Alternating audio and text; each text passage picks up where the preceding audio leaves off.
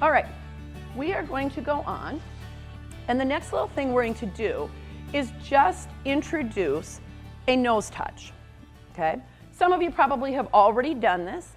Some of you may have done it in a way that is slightly different than I'm going to recommend.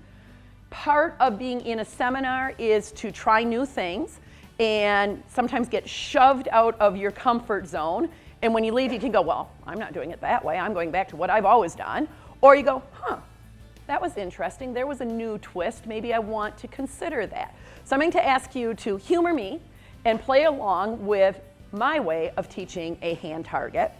And what that is going to be is testing your mechanics, okay? So the very first thing, and you'll see my mechanics aren't always good as I drop a cookie on the ground right away. I have several cookies in my hand. I have one under my little finger, and I have my clicker between thumb and index finger, okay? We're going to pretend that I have a dog out here right now. I'm going to present my hand to my dog. If you have never done this, you are going to place your hand quite close to your dog's nose. Almost every single dog feels obligated to go, is there a cookie in it? And they move toward it. You're going to capture that with your clicker, and you're going to place your treat in that hand. That's the critical component. Dog eats the cookie is gone, and we try it again. Present hand, dog moves toward it, click, drop cookie in hand. Okay, dog eats it, we do again.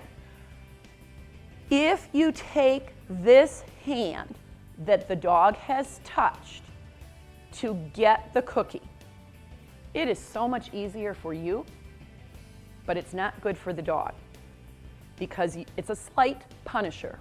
You're taking away the thing they just touched. At some point, I'm going to present my hand, and maybe my dog just says, nah, don't want to. My consequence is going to be to take my hand away. I'm going to remove my dog's opportunity to be reinforced, to be rewarded. So if I'm going to use that as a consequence, as a very slight punishment, I don't want to take it away when my dog has done what I want them to do. I know it's a lot easier to take this empty hand to get the cookie here than it is to drop a cookie from a hand that has cookies and a clicker in it. Too bad, okay? I say it with a smile on my face, but you're going to just practice your mechanics. So right now, just at your chair, what I'd like you to do is get some cookies in your hand, get your clicker in that same hand, and we're just going to practice pretending your dog has touched your hand with their nose. You're going to click and drop a cookie into that hand. And this is something that I would recommend, guys, that you do practice your mechanics oftentimes before you get your dog out. Sherry, he's not out yet. You don't need your puppy yet.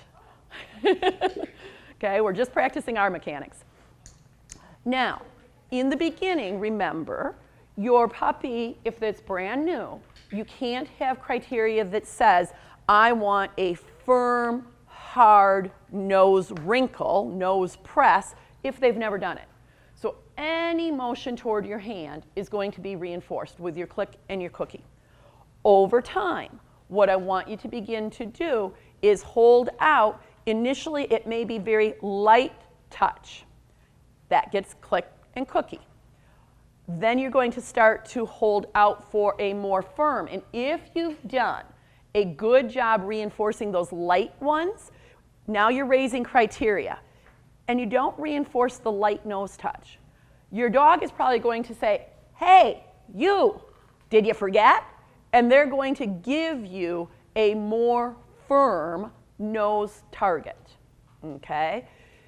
If mistakes that I make myself, I have a tendency, and I try really, really hard, but this is a weakness for me. I have a tendency to anticipate, and I bring my hand to the dog's nose. It's sort of helping them, but it's not helping.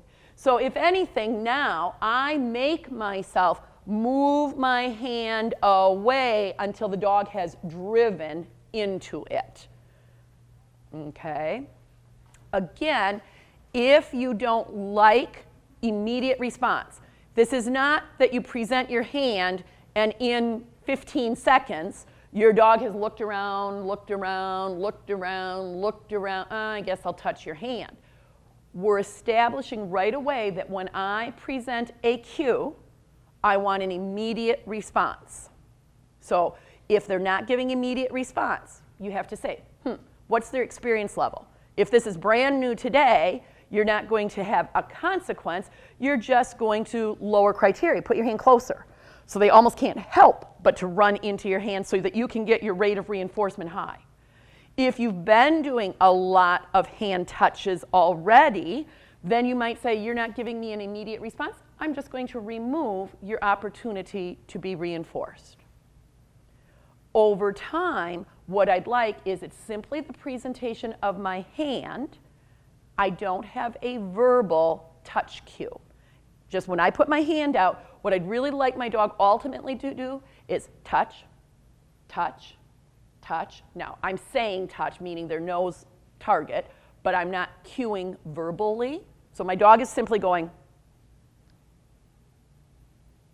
until further notice. Okay, and then this is where you're going to begin to ping pong criteria. You might reinforce after the second one. More experienced dog, you might not reinforce until after the 8th one. But remember, if you've held out for 8, now you might go back and reinforce the first one. And part of the attentiveness to detail here, guys, is working with you on criteria. Because if you don't maintain your criteria on something as simple as a nose target, I don't have a lot of confidence about start lines and contacts, etc. So this is training you as much as it is training your puppy right at this moment.